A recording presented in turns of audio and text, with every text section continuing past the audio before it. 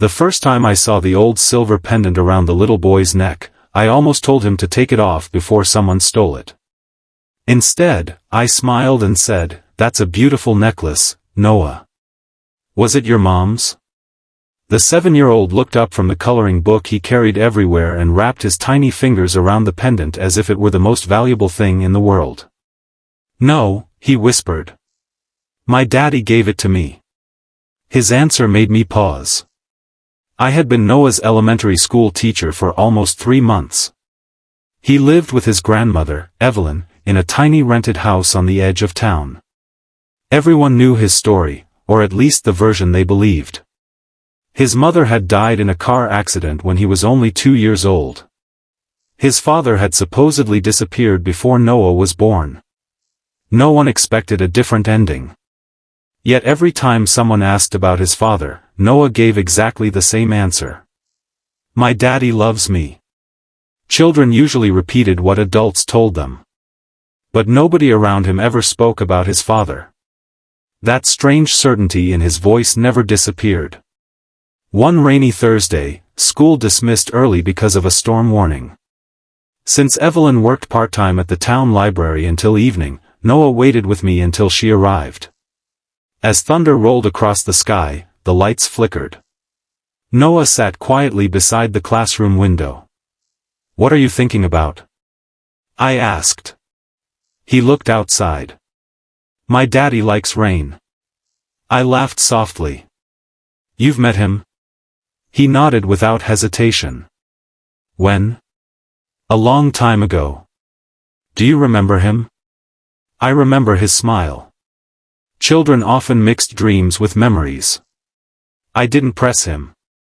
Instead, I noticed him rubbing the pendant again.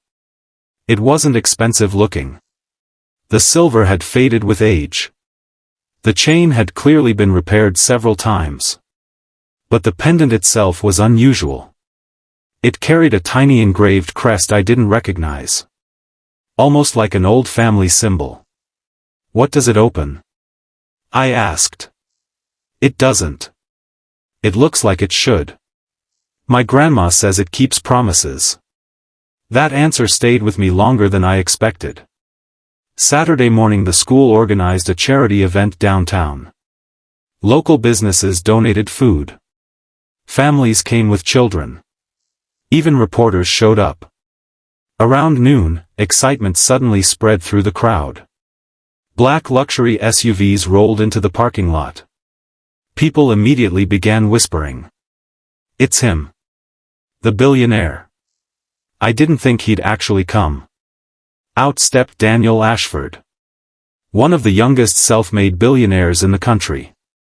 His technology company had recently announced a massive investment in local education, and today's event was part of that campaign. Television cameras rushed toward him. Security surrounded him. Parents tried taking pictures. Daniel smiled politely but remained focused on greeting volunteers. He looked calm. Professional. Untouchable. Until something caught his eye. Noah. The little boy was helping carry boxes of donated books. His faded blue jacket barely fit anymore. The silver pendant rested outside his shirt because the chain had slipped loose. Daniel froze. His smile disappeared instantly. His eyes locked onto the pendant. For several seconds he didn't move. Even his security team noticed. One guard leaned closer. "Sir?" Daniel ignored him. Instead, he walked straight toward Noah. Slowly.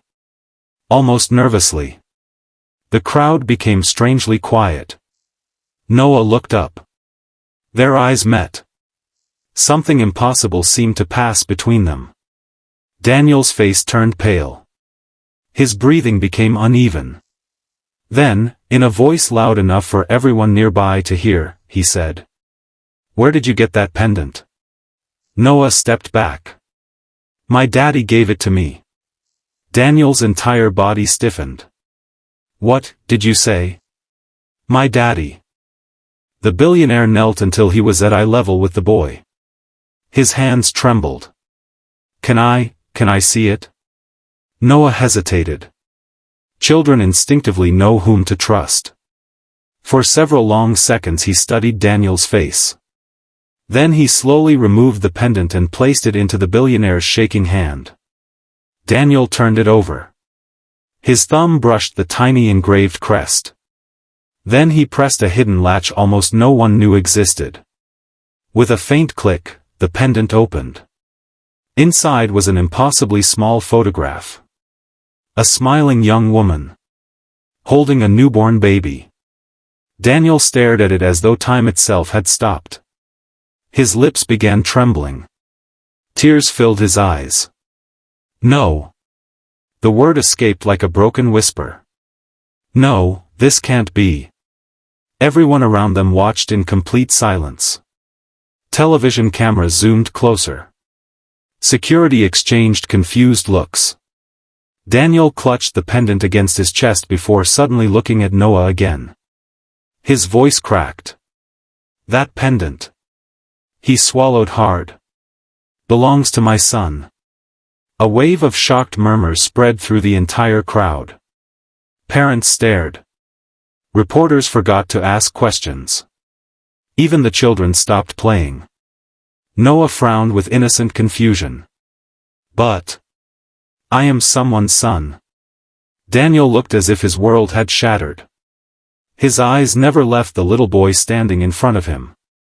And for the first time in years, a secret everyone believed had been buried forever began rising back to the surface.